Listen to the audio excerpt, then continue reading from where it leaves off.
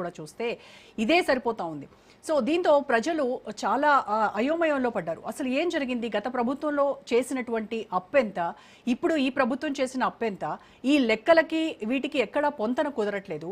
దీనికి తోడు నేతల సవాళ్లు ప్రతి సవాళ్లు. బీఆర్ఎస్ నాయకులు దమ్ముంటే నువ్వు అక్కడికి రాని వీళ్ళు సవాళ్లు, లేదు నీకు ధైర్యం ఉంటే ఇక్కడికి రాని కాంగ్రెస్ నేతల సవాళ్లు. దీంతో రాజకీయం అంతా రంజుగా మారినటువంటి పరిస్థితి కనబడతా ఉంది తెలంగాణలో. సో అసలు ఈ సవాళ్ల ప్రతి సవాళ్ల పర్వం దేనికి దారితీపోతుంది, ఇవాళ డిస్కషన్ దీనిపైన చేద్దాం. డిబేట్లో పార్టిసిపేట్ చేస్తున్నారు బీఆర్ఎస్ మాజీ ఎమ్మెల్యే బొల్లం మల్లయ్య యాదవ్ గారు, అండ్ అలాగే టీపీసీసీ ప్రధాన కార్యదర్శి కసబా వెంకటేశ్వరరావు గారు, అండ్ బీజేపీ సీనియర్ నాయకులు గంగాపురం వెంకటరెడ్డి గారు, అండ్ సీనియర్ విశ్లేషకులు ప్రొఫెసర్ డాక్టర్ శేషు గారు. శేషు గారు, వెంకటరెడ్డి గారు, వెంకటేశ్వరరావు గారు, అందరికీ నమస్కారం అండి. మల్లయ్య శ్రీనివాస్ గారు నమస్కారం అండి. సో రైట్ సార్, ముందుగా బొల్లం మల్లయ్య గారు మీతో స్టార్ట్ చేద్దాం. ఏంటి ఈ సవాళ్ళు, ఏంటి ప్రతి సవాళ్ళు, ఏంటి ఒకళ్ళ మీద ఒకళ్ళు నువ్వు అక్కడికి రా తెలంగాణ భవన్కి వస్తానని కాంగ్రెస్ నేతలు చెప్పడము, అక్కడి నుంచి గన్ పార్క్ అన్నారు, మళ్ళీ అరెస్టులు, ఏం జరుగుతోంది తెలంగాణ రాష్ట్రంలో? అసలు గత ప్రభుత్వం మీ హయాంలో మీరు చేసినటువంటి అప్పెంత, ఆ లెక్కలెంత, ఇప్పుడు ప్రభుత్వము అధికారికంగా చెప్తున్నటువంటి లెక్కలకు కావచ్చు, కాగ్ రిపోర్ట్లు కావచ్చు, ఇవన్నీ ఎక్కడ పొంతన కుదరనటువంటి అంశాలతో ఒక కన్ఫ్యూజన్ క్రియేట్ అవుతా ఉంది ప్రజల్లో. రేవంత్ రెడ్డి గారు సర్కారు అధికారంలోకి వచ్చిన కాడి నుంచి అనేక సందర్భాలలో వక్రీకరించే ప్రయత్నాలు చేశారు. దానికి ఒక ఉదాహరణగా, నిదర్శనంగా వారి సహచరుడే రఘునందన్ రావు గారు పార్లమెంటులో బీజేపీ కేంద్ర ప్రభుత్వాన్ని తెలంగాణ ప్రభుత్వం అప్పులు ఎంత అని అడిగితే అధికారికంగా కాగ్ నివేదిక ప్రకారం 2,78,00,000 అని చెప్పేసి నివేదిక ఇచ్చింది. ఇచ్చినప్పటికీ కాంగ్రెస్ అధికారంలో ఉంది.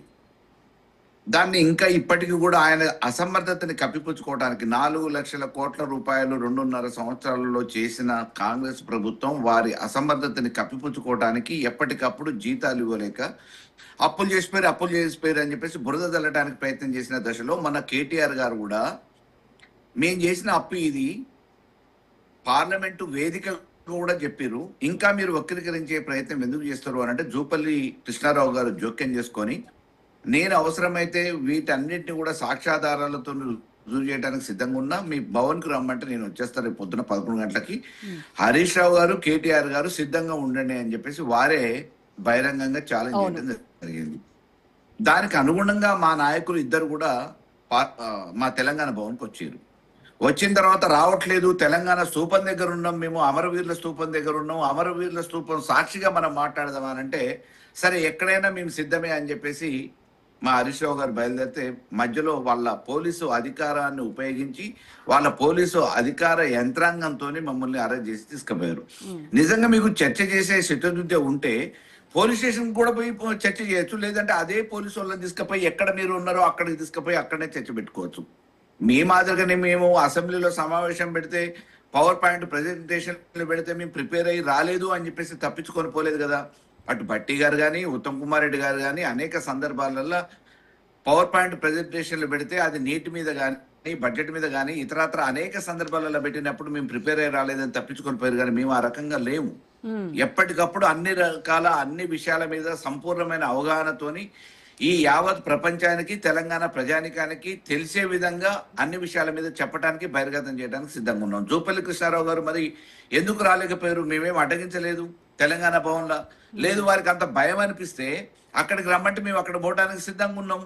దీంట్లో భయపడాల్సిన అవసరం ఏమున్నది? కానీ వాళ్ళు ఏం చెప్తారంటే మల్లయ్య యాదవ్ గారు ఇప్పుడు సవాల్ విసిరారు, రమ్మన్నప్పుడు మీరు మాత్రమే వస్తే సరిపోతుంది కదా, మంది మార్బులని కార్యకర్తల్ని వెంటేసుకొని ఏదో యుద్ధానికి వెళ్తున్నట్టుగా అంత సీన్ ఎందుకు క్రియేట్ చేస్తున్నారు? శాంతి భద్రతల దృష్ట్యా మేము ఎవరిని కూడా తీసుకుపోవడానికి సిద్ధంగా లేము, తీసుకుపోలేదండి.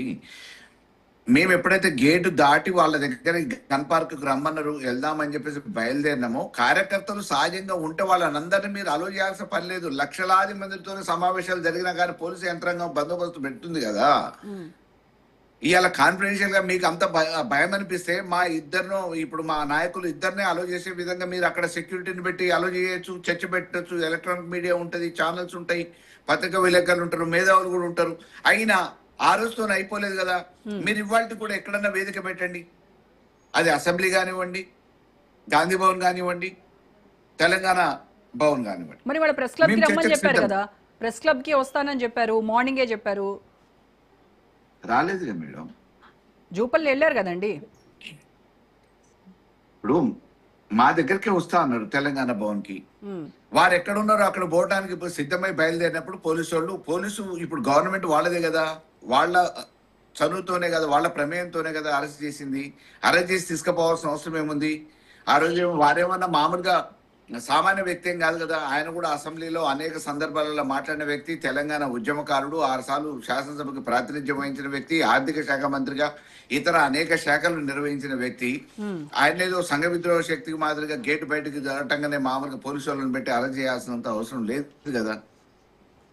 ఇప్పుడు మీరు ఏదైతే సవాల్ చేశారో అది తప్పు అని నిరూపిస్తాము, నాది తప్పు అయితే నేను ఖచ్చితంగా రాజీనామాకు సిద్ధంగా ఉన్నానని జూపల్లి చెప్పారు. మరి మీది తప్పు అయితే, మీరు చేస్తున్నటువంటి ఆరోపణలు తప్పు అని నిరూపితమైతే మరి బావమర్దుల వెంట రాజీనామా మాట రావట్లేదు తప్పుకుంటామని చెప్పిరండి. రాజకీయంగా శాశ్వతంగా తప్పుకుంటారు సిద్ధం అని చెప్పేసి మామూలుగా కేటీఆర్ గారు ఆల్రెడీ చెప్పారు. ఆ మాట మీద నిలబడి ఉంటారు. శాశ్వతంగా రాజకీయాల నుంచి తప్పుకుంటాం. మీరు చెప్తున్నది శుద్ధ అబద్ధం, అది రుజువు చేస్తాం. మీరు చెప్పేది నిజమైతే మేము రాజకీయాల నుంచి తప్పుకుంటామని చెప్పేసి కేటీఆర్ గారు చెప్పడం జరిగింది.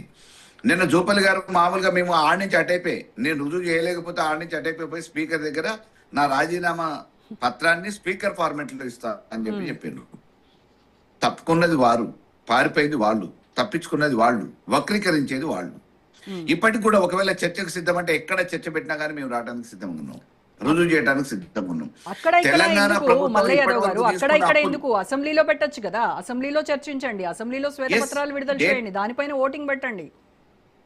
ఇప్పటి వరకు జరిగిన అసెంబ్లీ సమావేశాలలో వాళ్ళ అవసరాల కోసం బిల్లులు పాస్ చేయించడం కోసం అసెంబ్లీ సమావేశాలను సైతం కుదించి ప్రతిపక్షాల గొంతు నొక్కిరే తప్ప మేము ఎప్పుడు అసెంబ్లీ సమావేశాల నుంచి పారిపోలేదండి.